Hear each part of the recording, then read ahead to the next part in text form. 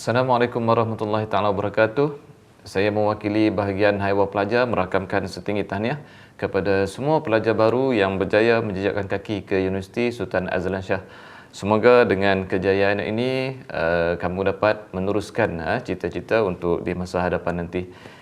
Jadi yang pertamanya, sebagai pelajar baru di universiti, saya ingin kongsikan beberapa perkara yang telah menjadi pengalaman kepada kami dalam menguruskan kemasukan pelajar baru. Dalam setahun kami menguruskan 3 kali kemasukan pelajar baru dan kami telah berdepan dan berjumpa dengan pelbagai ragam-ragam pelajar sewaktu mula menjejakkan kaki ke universiti. Dan perkara-perkara yang ingin saya kongsikan di sini adalah satu perkara yang saya rasa penting untuk diketahui ataupun diambil peduli oleh pelajar baru supaya dapat menyesuaikan diri di dalam suasana kampus.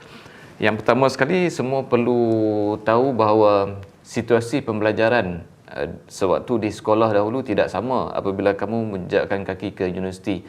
Yang pertamanya adalah berkaitan dengan pengurusan diri. Kalau di sekolah sebelum ini, kita banyak dalam menguruskan diri, kita banyak dibantu oleh keluarga dan juga kawan. Macam contohnya di rumah, pakaian kita, baju kita diuruskan oleh kadang-kadang ahli keluarga kita. Tetapi di universiti, semua aspek ini diuruskan oleh kamu sendiri. Maknanya baju basuh sendiri, bilik dikemas sendiri, untuk makan perlu bergerak sendiri. Jadi semuanya adalah perlu berdikari. Jadi tak sama macam sewaktu kita belajar di sekolah. Ini adalah aspek awal yang perlu diberi penekanan oleh pelajar baru supaya kamu dapat menyesuaikan diri di dalam suasana kampus. Itu yang pertama ya. Yang keduanya adalah berkaitan dengan aspek pembelajaran. Juga banyak perbezaan semasa kita belajar di peringkat sekolah. Kalau di sekolah semua nota, rujukan dan juga bantuan-bantuan diberikan oleh guru-guru kita.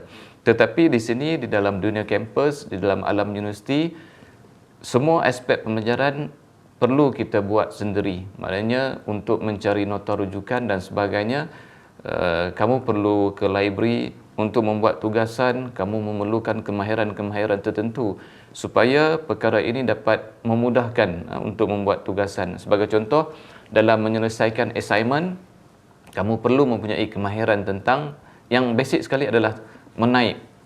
Itu pun memerlukan kemahiran. Yang keduanya, kamu perlu mahir dengan peristian-peristian yang boleh membantu untuk menyiapkan assignment seperti Word, komputer dan sebagainya. Ini perkara yang kecil, tetapi kalau diabaikan akan menjejaskan kamu sebagai pelajar baru untuk menyiapkan pelbagai tugasan yang diberikan oleh pensyarah. Dan dari segi kuliah juga tidak sama dengan di sekolah, kerana di sekolah kamu hanya menetap di dalam satu bilik kuliah, tetapi di universiti kita akan berpindah daripada satu bilik kuliah ke satu bilik kuliah yang lain mengikut masa dan jadual yang telah ditentukan. Cuma dalam situasi di Universiti Sultan Azlan Shah, ada kalanya kamu akan menghadiri kuliah di dalam kampus utama, dan ada kalanya kuliah kamu adalah berhampiran di luar kawasan kampus di Universiti Sultan Azlan Shah. Jadi tempoh senggang di antara kuliah tu perlu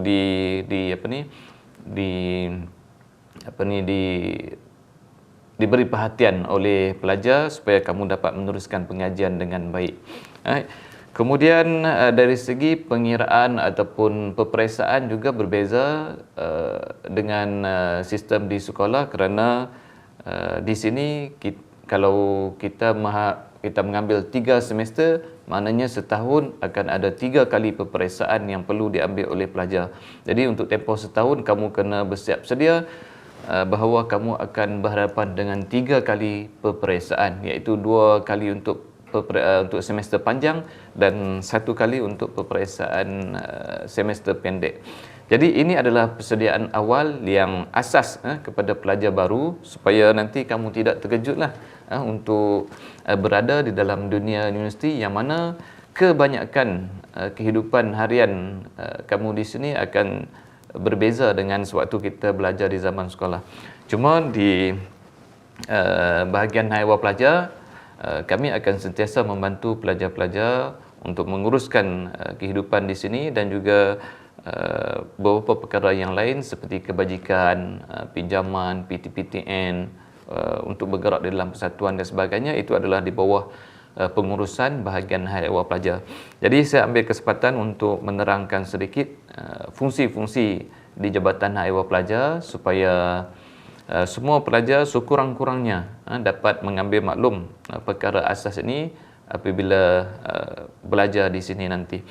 Okey, untuk makluman semua, bahagian hak ehwal pelajar terdiri daripada 4 unit. Yang pertamanya unit kebajikan penempatan dan juga kewangan pelajar. Yang ini akan diketuai oleh Puan Rohana binti Abdul Rahman yang akan menguruskan aspek-aspek seperti pinjaman PTPTN, derma, beasiswa, untuk kemasukan asrama dan sebagainya. Jadi apa saja aspek yang berkaitan dengan kebajikan pelajar untuk masalah kewangan dan sebagainya, kamu boleh berjumpa dengan Puan Rohana binti Abdul Rahman yang akan menguruskan sebagai ketua di unit kebajikan penempatan dan juga kewangan pelajar. Kemudian di bawah HCP juga kita ada unit kaunseling, disiplin dan juga pentadbiran. Yang ini diketuai oleh Encik Hafizullah bin Ma'ruf yang merupakan seorang kaunselor di bahagian ehwal pelajar, dan di bawahnya dibantu lagi dengan beberapa orang kaunselor dan juga kaki tangan. Dan unit ini akan menjaga hal-hal berkaitan sasiah pelajar, kaunseling dan juga lembaga disiplin lah. Kalau kamu berhadapan dengan masalah semasa meneruskan pengajian di sini, semua pelajar mempunyai hak dan diberi peluang untuk berjumpa dengan kaunselor bagi menyelesaikan beberapa masalah. Kita ada, terutama dalam tempoh PKP ini, PKPB ini, kita lebihkan lagi kaunselor kita dengan seramai 15 orang yang sentiasa akan bertugas untuk memberi bantuan kepada pelajar. Apatah lagi kepada pelajar baru yang baru masuk ke Universiti Ustaz Azlan Shah, kita akan memberikan lebih masa supaya mereka dapat mendapatkan khidmat kaunseling dan bantuan daripada kaunselor-kaunselor di USAS. Kemudian yang ketiganya, di bahagian ehwal pelajar kita ada unit pembangunan pelajar yang diketuai oleh Encik Hairul Ismail bin Ibrahim. Yang ini apabila berada di universiti, pastinya nanti kamu akan bergerak di dalam persatuan ataupun kelab untuk aktif sebagai latihan kepimpinan di universiti. Jadi semua aspek yang ini dalam pengendalian program dan sebagainya akan diuruskan oleh unit pembangunan pelajar. Kemudian yang terakhirnya di bawah bahagian ehwal pelajar kita ada unit latihan industri dan juga alumni. Yang ini diketuai oleh Dr. Salina binti Khalid. Jadi bahagian ini banyak menguruskan latihan praktikum dan juga latihan industri kepada pelajar-pelajar yang berada di final semester di peringkat akhir pengajian. Dan selepas tamat pengajian, Persatuan Alumni USAS juga berada di bawah kendalian Dr. Salina, yang mana kita akan lancarkan program dan juga aktiviti-aktiviti yang akan disertai oleh alumni-alumni USAS daripada awal sampailah ke hari ini yang kita akan kumpulkan nanti. Jadi itulah bahagian-bahagian dan juga unit-unit yang menjadi fokus keutamaan kepada bahagian ehwal pelajar untuk memastikan setiap aspek kebajikan pelajar, keperluan pelajar diambil kira semasa kamu semua berada di kampus ini. Jadi kepada semua pelajar baru, pastikan sentiasa berhubung dengan individu-individu yang saya telah sebutkan tadi, supaya kamu boleh mendapat khidmat yang baiklah bagi membantu untuk meneruskan pengajian di sini. Untuk pelajar baru, kita sediakan kemudahan asrama, penginapan di asrama. Kita ada 900 kapasiti untuk di asrama dalam yang kita tempatkan pelajar wanita. Dan manakala asrama Maib dan juga Unisquare berada di luar kawasan kampus, yang ini boleh menempatkan sekitar lebih kurang 1,500 orang. Jadi kepada pelajar baru, kebiasaannya kita akan tempatkan di asrama. Selepas habis satu semester barulah mereka boleh memilih untuk kekal duduk di asrama ataupun keluar dan tinggal di rumah sewa yang berdekatan dengan kampus. Jadi itu saja sedikit sebar ringkas tentang maklumat berkaitan dengan bahagian hewan pelajar. Semoga anda mendapat maklumat yang berkaitan bagi membolehkan kamu berurusan dengan semua pegawai di bahagian hewan pelajar semasa kamu berada di kampus nanti. Jadi insyaAllah kita akan bertemu lagi di lain masa. Assalamualaikum warahmatullahi wabarakatuh.